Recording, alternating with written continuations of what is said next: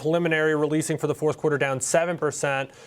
It does look like they did boost the dividend. It shows EPS is just another big miss if this is ultimately where it ends up. 80 cents for the fourth quarter preliminary number. Expectation was for over $1. So a lot here. You talked about the suspended guidance for the full fiscal year for 2025. Now, the initial reaction was shock and, kind of ask questions later and sell off. But I think maybe the street is slowly kind of coming to terms of, hey, we have new leadership here. Perhaps they are just trying to hit a reset button, establish kind of a new tone.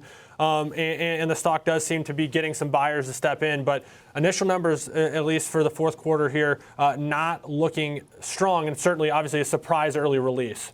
This is fun. This is way more fun than I think we expected to have this afternoon because it's a big batch of information here. And I think that the market wants to say in Brian Niccol we trust, essentially.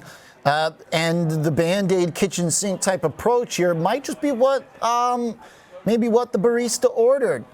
Caroline, he also says they say they're going to simplify the overly complex menu. That's what Brian Niccol is saying. I mean, I guess it's kind of complex. I guess isn't it what you make it? How complex you want your drink?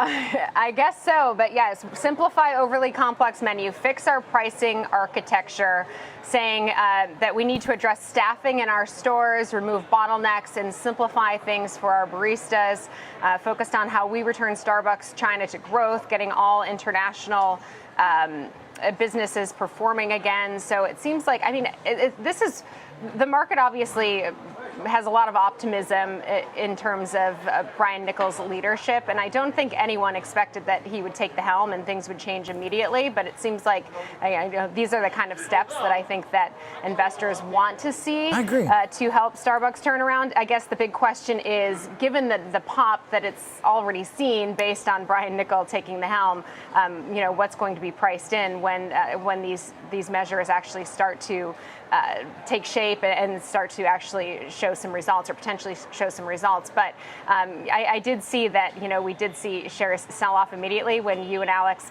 both mentioned that, but it seems like those losses are being paired based on what we can see right now. So we've been waiting for Brian Niccol to start taking some, he's had a few early announcements, but this is the biggest thing that we've seen so far. And, why not just get it all out there now?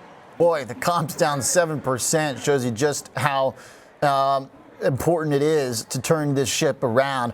I think there's good stuff in here. I got to be honest. I think there's good stuff in here. I think that, again, what made Chipotle great could apply here in a lot of ways. The simplification of the menu, too. What made Starbucks great, too? Yeah, kind of originally, right? Mm-hmm. Yeah. He also says that they'll build on the legacy of being the best job in retail. I didn't know. Do people call Starbucks the best job in retail? But they generally have had a reputation of trying to, well, there's been moments of tension before, but potentially, being friendly to employees and making it a labor-friendly place is, I think, probably a good thing. Also, China returning to growth there. That's probably going to be the biggest uphill battle, I think, which is competing with Luckin, basically, because China doesn't want really a lot of U.S. company success right now. Yeah, I think that makes a ton of sense. Obviously, they talk about softness in the North America revenue. We've talked a lot about, not to make this a macro conversation, but there's a K-shaped recovery that's taken place. It's why you see sentiment still so negative in consumer surveys, yet you see GDP remain resilient. It's why there were so many calls for recession, yet you don't see it in the macro numbers. Because for some, it feels like they're in a recession. The cost of living's got so expensive. Well, Starbucks, no exception. Even if you saw Starbucks as a staple in your life, going from, a couple dollars at Starbucks to grab a coffee to $5, $6, $7, $8, $9, $10 every time you step in there, it adds up, and it gets to the point where, have the coffee at work, have it at home, find another way, and it's starting to show up in Starbucks numbers as well. Because it's not like they're losing here because margins are being compressed. They're losing because people aren't going there at the moment because it's too expensive. Yeah, that's fair. All right. Caroline, give you last thought. I think this is encouraging. By the way, this is all done via a video message from Brian Niccol for those looking for some content to go along with it. Yeah, and I'm just looking at the actual press release now, just instead of the headlines. I heard you mention the China numbers. I don't know if I just didn't hear you or if you didn't necessarily mention the North American figures, but a 6% decline in U.S. comp sales, driven by a 10% decline in comp transactions, partially offset by a 4% increase in average ticket. If you've been to Starbucks lately, I don't think that 4% increase in average ticket is a big surprise there. But, I think that it's clear that the issue isn't just China. It's here in the U.S. as well. So, Brian Nickel is talking about this back to Starbucks plan. He says he's, spent weeks just trying to basically engage and listen to feedback. It's clear that it's a much loved brand, but they need to focus on what sets them apart. And I know previously they had said that's, the fancy coffee and such. So, they were going to be getting rid of loyalty programs and such. So it'll be interesting to see, how this all takes shape, and just in terms of how, what kind of reaction we're seeing.